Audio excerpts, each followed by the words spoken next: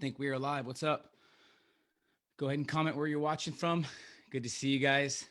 I really want to start going live every single week, sharing as much value as I can to help you navigate through these tough times. So I value your time at the highest level, and I know time is life's most precious commodity. So I'm going to make sure it's a jam-packed 20 minutes for you today. So welcome. We'll wait for people to get on. Hey, welcome. It's Peter Voogd, and I'm excited to be here. I just shared, I want to make sure I'm going live consistently, giving you as much value as possible to kind of help you navigate through these tough times and help you really create some certainty in these uncertain times. And I'm going to share everything from business to networking to marketing to really how to thrive in this new economy. So go ahead and share where you're watching from, comment below, and we are getting started. Let me share this with my other page, and then we're ready to go. Also, if you have any questions regarding success, business, online marketing, making money, let me know, and I'd love to cover that with you today.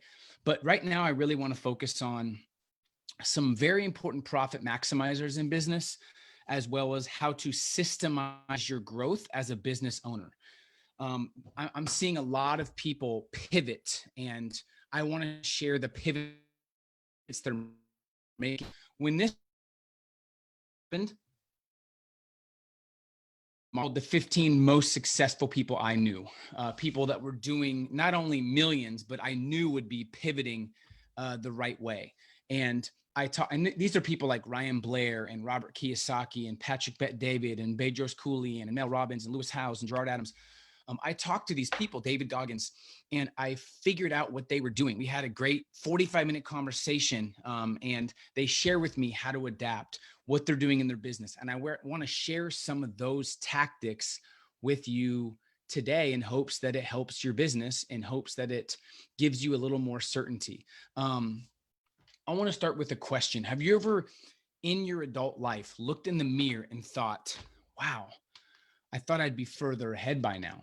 Or I wish I would have prepared for this crisis. I wish I would have focused on building my bank account before this insane time or before this recession. And of course, we're living through a pretty crazy time right now. Everyone knows that, right?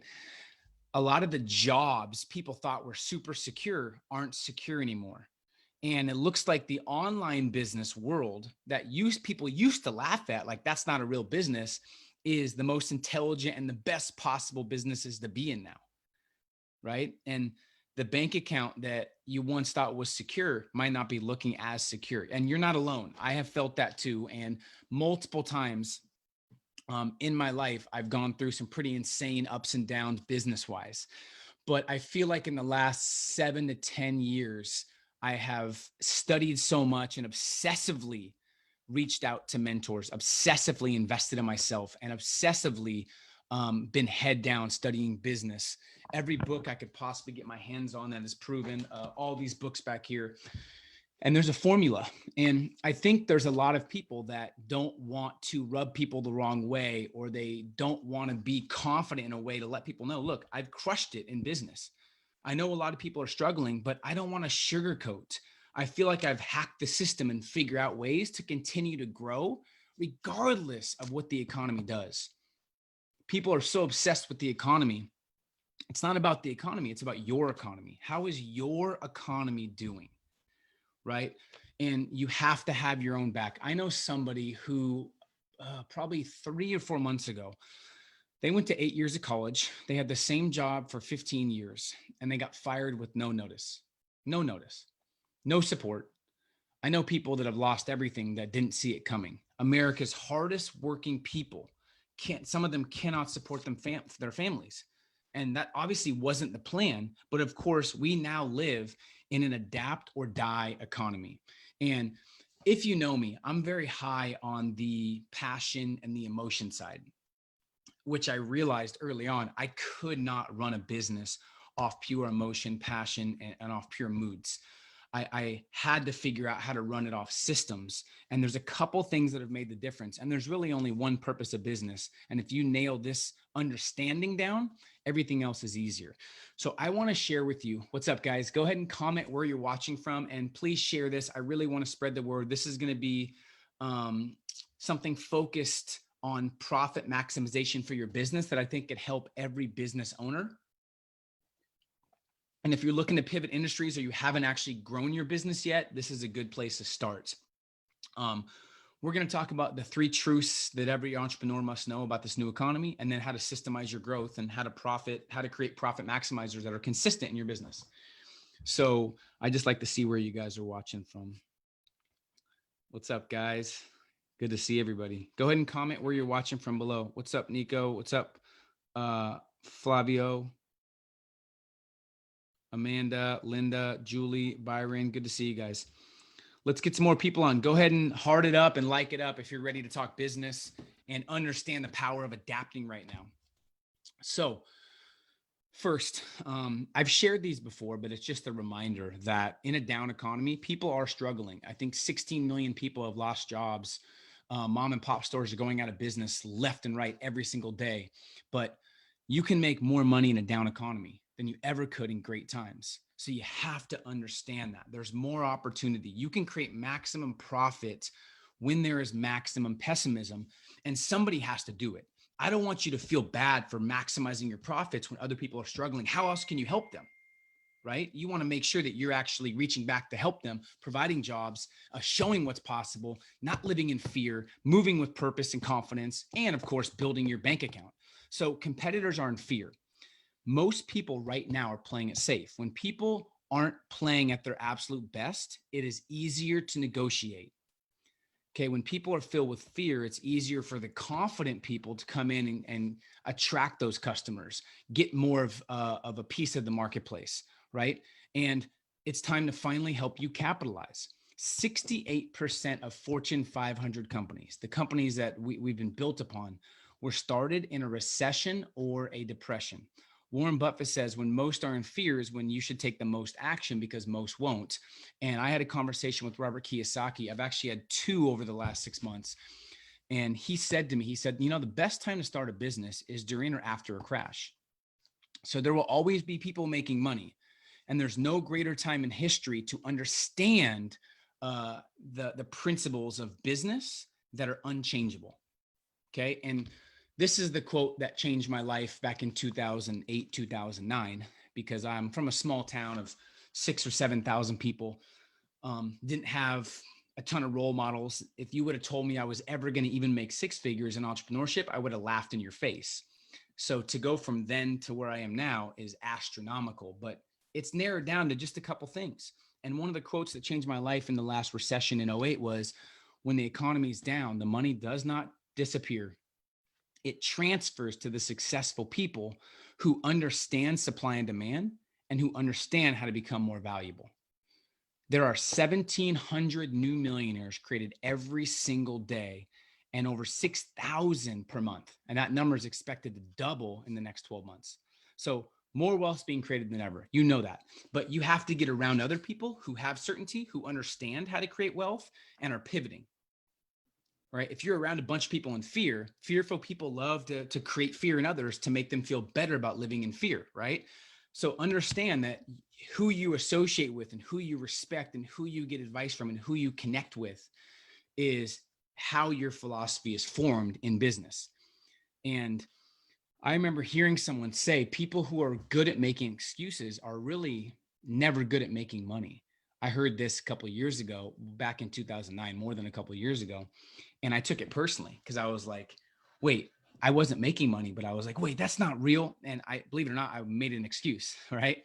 Then I thought about my money situation and I was close to broke and I really wanted to make more money. I wanted to succeed in business, but my mindset and my habits weren't matching up. So something had to change. And I realized that there's only 2 things that can happen. Something good comes into my life, or something new comes within me, a new perspective, a new ambition, new reasons, a new drive, a new goal, a new vision. And waiting for something good to come into your life, although a lot of people do this, is the biggest waste of time. And time is something you can't get back. It's a non-renewable resource. So if you're waiting for good things to happen, you'll be waiting a long time, right? Some people get lucky, but you don't want to base anything off luck in business. So I couldn't wait for something to come into my life. This is when I became obsessed with business, with marketing, with creating customers, with creating value, with understanding supply and demand, and how to add value to a marketplace that pays you dividends from your value. And I remember talking to a mentor, and I'm just sharing these things because these things clicked in my head. And you have to have the right foundation and principles in your head before you can ever make changes. I could give you the best tactics on the planet, some that have helped us make 6 figures in a weekend, some that have helped us do millions in sales online and offline, whether it's through speaking, through courses, through masterminds, through real estate, through direct sales, whatever. But if you don't have the right foundation, you'll always go back to square one. The success of a business always breaks down to the psychology and the mental toughness of the leader. If you happen to be dissatisfied with your income, this is what a mentor told me. If you happen to be dissatisfied with your income, you have to investigate all the excuses you own, because people in poverty usually have a wealth of excuses. And I did at the time. So from that moment forward, when I heard that, I took complete control of my financial success, and I stopped trying to figure everything out on my own. And I started to ask for help. I shifted from I focused from victim to leader. I stopped blaming the economy. I stopped blaming my past. I stopped blaming my company, my boss, the government. I stopped thinking the world was out to get me. And that's when I started understanding business. So in business, there's really only one focus that should be your consistent focus. Everything else is secondary. Yet a lot of business owners I see that are struggling, and I learned some of these things from some of these business owners I connected with that are doing 8 and 9 figures, 10 to $100 million in revenue. These aren't people that are doing 200K a year, right? So the reality is, the number one purpose is getting and keeping customers. That's it. That should be your key focus: getting and keeping customers. What's the best ways? Well, what's worked in the past for you? What marketing has worked? Because usually 20% of your marketing will produce all the 80 to 90% of your results, right? So marketing should be a focus. Consider there's only 3 ways to grow your business. You can increase the number of clients, you can increase the average sale price, or you can increase the number of times people buy per year. Most businesses, 90%, focus on increasing the number of clients, which is great, but it's the least effective and the least profitable. So what can you do to increase the other 2 methods? Okay, you can increase number of clients, increase average sale price, increase number of times people buy per year. You have to have a strong referral focus. Referrals can be one of the most important tools to exponentially grow your business, but you have to make sure you're in the right business that has a product you're extremely excited about, that you feel like you're doing a disservice to if you don't get the product out there. If you're not 1000% sold on your product or service, you'll have every doubt or excuse in the book, and you won't know why you're scared to push it or you feel bad. That's where you get those excuses, and people say, I'm not a salesman. It's not sales if you're passionate about something and you fully believe someone is better with it than without it. It's not sales. So if you feel like, I don't want to do sales, you haven't never found something that you're excited about sharing, right? So when you have that, it's easy to get referrals. It's easy to get the word out there. It's easy to figure out what customers will benefit the most from you. So I'm just going to give you a couple of the most important profit maximizers in terms of getting and keeping customers. So first thing is, yes, referrals. Yes, you need to make sure you understand marketing, but how could you reward people to refer others to your business, right? If you have not done your job on making your clients happy, it's not easy to ask for a referral. Are you comfortable asking, right? Think about that. So there's all kinds of ways. Start writing down ideas for what works for you, then do it. How can you get more referrals? My mom's been in real estate for 20 something years. 98% of her customers are referral based because she takes care of the customers. Our first 1,000 members of our academy back in 2013 and 14 were referrals. $0 on marketing, all referral based. But we had to over deliver first, and we had to make sure we had something that exceeds their expectations, right? So profit maximizers is making sure that you have a strong referral focus. and you understand that it's about getting and keeping customers. The next thing is hiring and delegation. You should only be doing things in your business. This is a big profit maximizer. If you're only doing things in your business that maintain, like you need to audit your business. This is called dealing in reality. Write down all the things you're doing in your business. If any of those are just keeping up with demand or just maintaining, you need to delegate or delete or hire someone else, right? Hiring and delegating. Development of people, getting things done by the means of other people is a power move. And you have to learn how to develop people, right? Hiring and delegation. That's a big one. So you should be hiring and delegating things that, yeah, what's the purpose of an employee? Everyone will say, giving them opportunity, changing the world. Yeah, that's secondary. It's to create an ROI for your business. It's to create a profit. So you want profitable employees that if you pay them 60K, they make you 80. If you pay them 100, they make you 200. Right. I paid one of my main guys, I think $8,000, and then $5,000. So 13 grand in I think 5 weeks. He made the business more. How would I pay someone $12,000 to $13,000 in a month? Well, he made us 25, right? So understanding who you need, right? You don't need to be the expert. You need to find people who are experts, right? Positioning is a big profit maximizer. How are you viewed and positioned in the marketplace? How many testimonials do you have out there? How much press do you have out there promoting your business? How many videos do you have sharing your services and adding value? It's called education-based marketing, where you have so much content out there. You should always have a frequently asked questions out there. You should always have videos explaining your origin story of your business. You should have 10 to 15 testimonial videos on every platform. So people, your position. Now you can even get into the big publications if you can, like Forbes and Entrepreneur Magazine, Huffington Post. But that starts with your network, right? How do you get connected to these big publications? Your network. The biggest breakthrough I've ever had is elevating my network, because then I didn't have to have the answer. My network had the answer. So I look at, we were in Entrepreneur Magazine last month, and we're going to be in Entrepreneur Magazine again next month. And people always ask, how'd you get in that? Just a connection, right? A connection. So hiring, delegating, positioning. Another focus, this was a huge key for me. They asked the 1,000 top salespeople in a huge company, not the top 5%. They asked the top 1% of the 5%.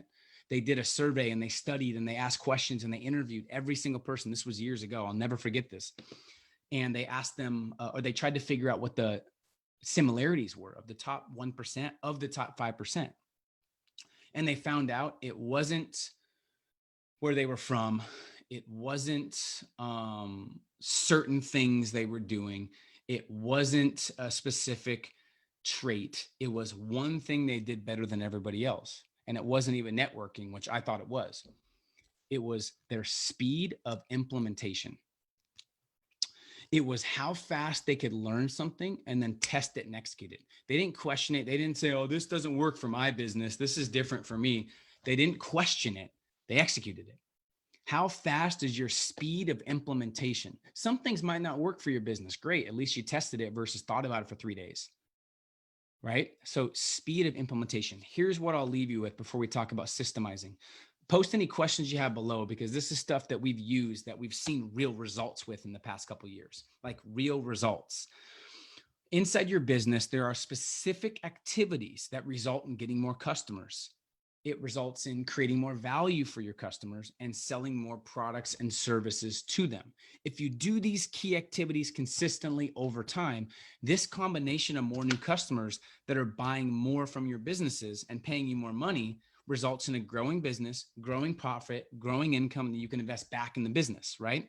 Some of these key activities might be marketing, perfecting your product or service, testing and refining maybe your marketing efforts, maybe better sales copy, giving customers an emotionally impactful experience that causes them to come back and buy more and causes them to tell their friends about you, right? But once you identify what those are, how quickly can you implement systems in place to have those continue to happen? Okay, that is the biggest key to business, getting and keeping customers. So when I will audit a business, they could have the best product and service and the best people, but sometimes they're not focusing on getting the product and service out there. They're doing everything in their business except what actually gets the product in front of people. So instead of being a creator of your service, be a marketer of your service. So don't spend so much time on the doing, the creating, spend more time on the marketing of it. So if I'm a speaker, I'm a marketer of my speaking services, not just a speaker, right? That's something that's been an absolute game changer for me. So the second thing I'll share with you in systemizing your growth is I think the world's highest achievers have learned they don't leave their growth and their success up to chance. They don't leave it up to hope, moods, or feelings. A business ran off moods is the business soon gone. They build systems to ensure each day, each week, each month is consistently growing. One, because they're focused on growth activities and everything delegated is to maintain. But two, they don't leave it up to moods or chance. So here's the simplest way to make things happen in terms of pure growth. It's thinking things through, then following through, and putting specific things in your schedule that are locked in as good as gold. And no matter how you feel, what you're doing, where you're at, these get done. The pillars. So here's mine, and you can figure out what yours are. I do a daily 5x5 ritual. 5 minutes in the morning, 5 minutes at night. What did I get done yesterday? What am I going to get done today? What am I grateful for? What am I excited about? What am I 100% committed to make happen no matter what? I decide what I'm going to get done, not start, not work on, not try to get done, get done. Big difference. Then I assign a block of time from 5 to 20 minutes to maybe a couple hours for completion. Okay. And then I ruthlessly eliminate all distractions and I take care of interruptions before they come up. Because if you don't have a plan to interrupt your interruptions, they're always interrupted. And then I refuse interference and I hold myself ruthlessly accountable. Then I have a weekly master plan. Okay. I believe I put my weekly master plan in my productivity blueprint. If you guys want to download my productivity blueprint that has these things in there, it's gamechangersmovement.com/blueprint, I believe. If not, you can comment and I'll send it to you. But this is not about the promotion of that, but if you want these. Next, so I have weekly, 1 hour a week. So I have 5 minutes night and day. Then I have 1 hour on Sunday. I spend investing my previous experience into my future success. I then have monthly. I have a couple hour session monthly, the beginning of every single month to review my last month to make sure my future month is taken care of. And I plan things out. Here's the key to this. You want to get yourself in your peak state of mind when you're planning. Now, if you can get yourself in a peak state of mind, your most intelligent state of mind when you're planning, you have to remind yourself throughout the week, you might not be in the zone. You might be in a bad mood or a current circumstance comes up, but you have to remember, hey, when I plan my week, when I plan my month, I was my best self. I'm not going to let my coward self who's making dumb decisions because something affected my standards. I'm not going to let any decision you make when you're not in the best state of mind is the wrong decision. So you have to remember that you made this schedule when you were in an intelligent state of mind, and you're going to follow the schedule. So I do a monthly review. Then I do a 60-day reality check. Then I do a quarterly review, and then I do a 90-day challenge, 90-day checkup. So all the details and questions are not as relevant, but because I have these things instituted in my schedule, I have my planner pad and they're in my iPhone. I have them literally every single month, every single quarter, every single day and week. I don't miss those. So now I know for a fact my business is being taken care of, whether I feel like it or not, whether I'm there or not, whether I'm fired up and excited and in a good mood or not. Because when I did plan these things, I was in an intelligent state of mind, thinking about what's best for my future, what's best for my customers, what's best for my family, what's best for my future. So many people run their business off moods and they have this shiny object syndrome where they're switching jobs, they're switching. You wouldn't believe the amount of people that talk to me and they want to do something new every 2 weeks because they never sell themselves on what they're doing, or they don't know their strengths and they don't weigh it against their future self. And they don't think about what's going to actually keep me engaged the next 2 to 5 years. What can I actually build upon, right? So that's the how to systemize your growth. And that's how you really make sure you're consistent in your business. So daily, weekly, monthly, 60-day, quarterly, 90-day checkup. Actually, it should be 90-day checkup, then quarterly, right?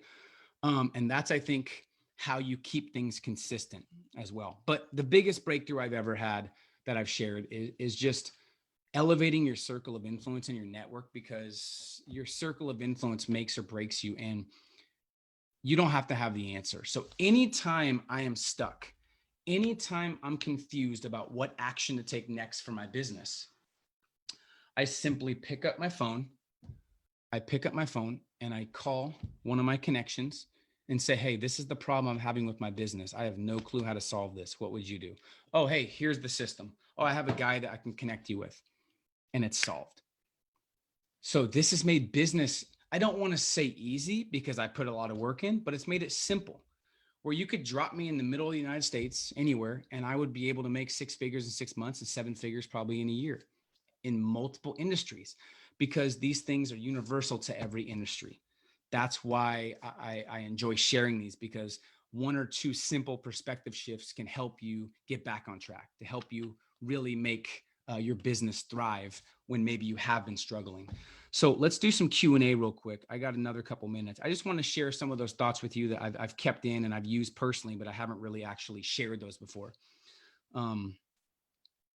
And I appreciate you guys for being on live. Thank you guys. If you've shared this, I appreciate it.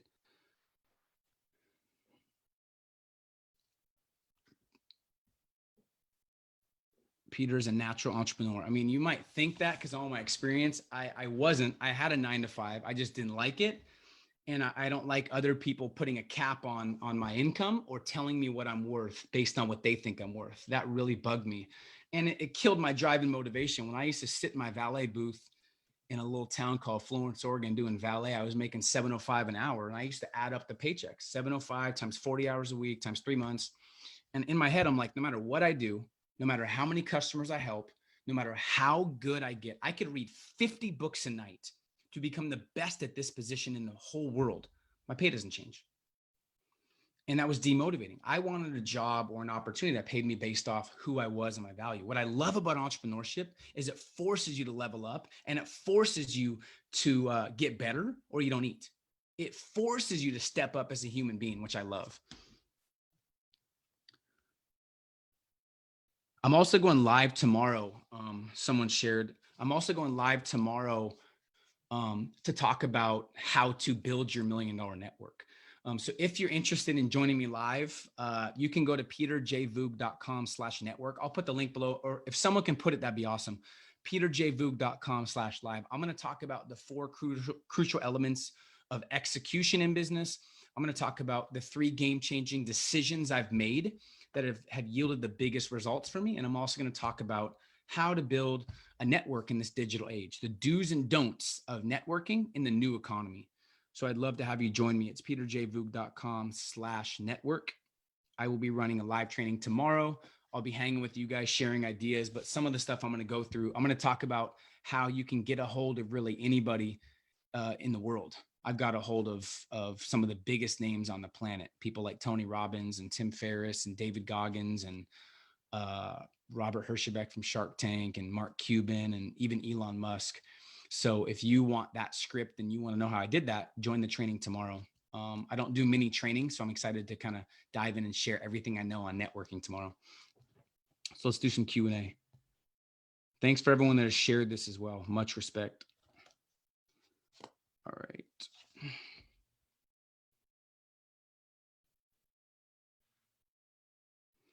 Ian Morrison, what were those top salespeople implementing quickly? Anything specific? I think, I don't remember. It was a pretty in-depth study, and I've already tried to find the study, and I can't find it. I have it somewhere in a file on my laptop in my email, and I just can't find it. It was just, I think the philosophy was whatever they learned, whatever they needed to do, whether it was a follow-up system, whether it was a script they needed to read, whether it was reaching out to the customer, and whether it was in the actual script, building rapport, adding value, they just executed really quickly. They adapt and adjusted. I remember they kept their emotions even. So one of the biggest things I learned was they kept the even keel, whether they had an amazing day, they could have the best day they've ever had, or they could have the worst day they've ever had, and their emotions were the same. that was also part of the top 1%. So I don't know exactly, but they just executed quickly. A lot of people think, they overthink, they don't execute. So if I say there's a live training tomorrow on building your $1 million network and you don't have a $1 million network, the top 1% would have already registered and ready to go. But most people are like, well, I'm not sure. I don't know if it's going to help. Let me talk to maybe I'll see. And then 7 days go by, they missed the training and they're back at square one. So I was always, once I learned that, I was always quick to execute. Some things I execute, they didn't work and I tested and this wasn't for my business, but at least I learned what not to do. Inaction is the worst, right? Because you never learn anything.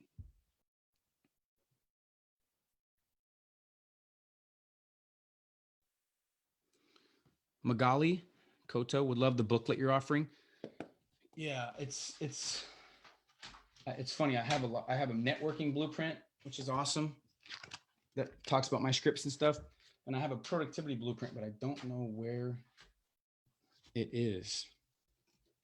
I think it's productivity blueprint or it's gamechangersmovement.com/blueprint. Let me share my screen. I can share it with you guys. Hold on. So you guys can check it out. I got to figure out how to share. There it is.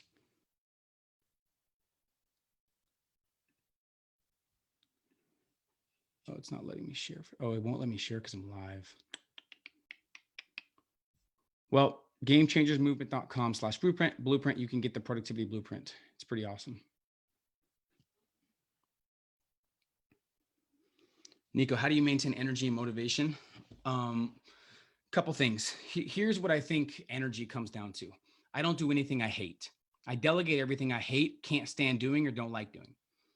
2, I watch very, very carefully what I put in my body. I don't eat for instant pleasure anymore. I think that's very elementary. It's like, what's going to taste the best? I can't wait to eat this pizza, right? You eat for 3 minutes and then you have to feel the effects for hours. So I focus more on vitality and eating things that give me energy versus take it away. I'm not big on instant pleasure. Now, of course, I like good food, but I eat super, super healthy. Third thing is I've given up the need to be liked and I don't please people. I'm not here to please people. I'm here to make people better. So if you give up the need to be liked by everybody and you give up the need to please people, your energy is sky high. And lastly, I look at my biggest reasons and my goals every single morning and a lot of times at night. They're laminated. So my energy comes from clarity. I know exactly what I want. I know exactly where I'm going. I know exactly why I'm going where I want to go. So when you have absolute clarity, it gives you energy. When you eat right, it gives you energy. When you look at your goals and know all your motivations and reasons, it gives you energy. When you stop saying yes to everybody and stop pleasing people, it gives you energy. And when you stop doing things you hate and only live in your unique ability, it gives you energy. I'll talk about this tomorrow on the training too, in depth on how to get rid of. And also, I've gotten rid of all the toxic people in my life that play victim, that are negative, that always bitch and complain. Life is just too short. So I just got rid of all the negative people. Misery loves company. Oh, another thing too. Great question, by the way. Another thing too is I dropped the need to compare. So I don't compare myself. I'm not on social media much anymore. I'll post and get off. I like to create and produce versus consume and scroll. So once I stopped comparing myself to others, my energy skyrocketed because I think comparison is the ultimate misery. If you're looking at someone's highlight or best life on Instagram and you're struggling, it makes you more frustrated and more depressed. So I just compare myself to the person I was yesterday.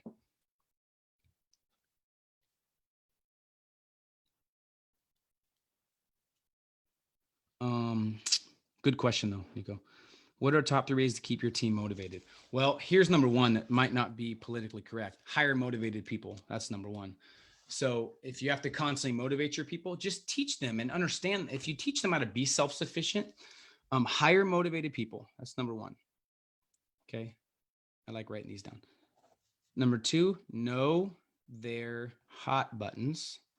Know why they're doing what they're doing. Know why they want to work with you. Know what sparks their fire and motivates them. And continuously think about what's in it for them. I think what keeps people motivated is getting their expectations exceeded. So if you are properly promoting what's next, if you're actually like giving them proper and clear expectations and you're over delivering on those expectations, I think that keeps them fired up as well. And then 3 is just reward good actions. Like reward good actions, make people feel exceptional. Whatever you promote consistently will be repeated. Whatever you recognize consistently will be repeated. So that's another way. And then 3 is just ongoing training. I think my team is the best when they're consistently growing. So if your team's consistently growing and you're providing them with the best training, they're going to be more motivated than ever. But for me, I always hire people that don't have motivation issues. And I explain, if you need me to motivate you, you're not very valuable to the marketplace because you're taking everyone else's energy. So if you need motivation from other people, don't expect to get paid a lot. It's okay not to get paid a lot. A lot of people don't get paid a lot, but just don't expect. People that need motivation, but then expect high pay, it's incongruent and you're always confused, right? So the more self-sufficient you are as a human, the more motivation that you can spark in yourself, the more valuable you become and the higher you advance. So I explain that to my team and they know. Right now, we don't really need to motivate anybody because they're all motivated because they have their reasons. Good question, though. Any other questions, guys? If you're just getting on, I would definitely go back and watch the replay. I shared some stuff on how to maximize the profits in your business that I've never shared that I think would be valuable to anybody starting a business or already at a business that really wants to get to that 6 and 7 figure mark. I'm also running a free training tomorrow. It's more like a workshop on how to build your $1 million network and then how to leverage that network for growth and income in your business and how to create affiliates and partnerships. Because the biggest breakthrough I've ever had in life was realizing I didn't have to have the answer. I don't have to be Superman and do everything myself. When you have the right network, you can just call people and they can share with you. You can call your network and they can give you the solution to your problem so you don't have to bang your head against the wall. Everything is changing, guys. What it took to succeed just a year ago is not working anymore. Remember what I always talk about. There's 19 and 20-year-olds making millions right now, and there's hardworking, loyal, dedicated 50-year-olds going broke. One's willing to adapt to the new times, one's pivoting, adapting, becoming more valuable, and one's stubborn, right? And says, I already have 20 years of experience. No, you don't. You have 1 year repeated 20 times if you're doing the same thing over and over again. You got to invest in yourself. You got to bet on yourself. You got to understand how much money is really being made if you move where you get your philosophies. If you move your circle to a circle that's actually reaching for greatness and adapting and adjusting and pivoting. When I have 15 conversations with the world's biggest entrepreneurs, and all 15 are having record-breaking April, May, June, Julys, record-breaking, when most people are struggling, that's when I know my network is the right network. I can't help but try to have record-breaking months with my company because everyone I know is having record-breaking months. But if everyone you know is struggling, it somehow subconsciously makes it okay in your head to struggle. You're like, well, everyone else is struggling, I should too. No. There's never an excuse to struggle with so much opportunity. But an opportunity is only an opportunity if it's taken full advantage of. So if you want that productivity blueprint, gamechangersmovement.com/blueprint. If you want to join my live training tomorrow, I probably won't do one of these for a long time. I just feel like I have to get this off my chest because there's nothing that made a bigger difference on my life and business than elevating my circle of influence. It's peterjvoogd.com/network. Have an amazing rest of your day. I appreciate you. And thanks for tuning in. If you're watching the replay, please share. Let's spread the word, and I'll talk to you guys soon.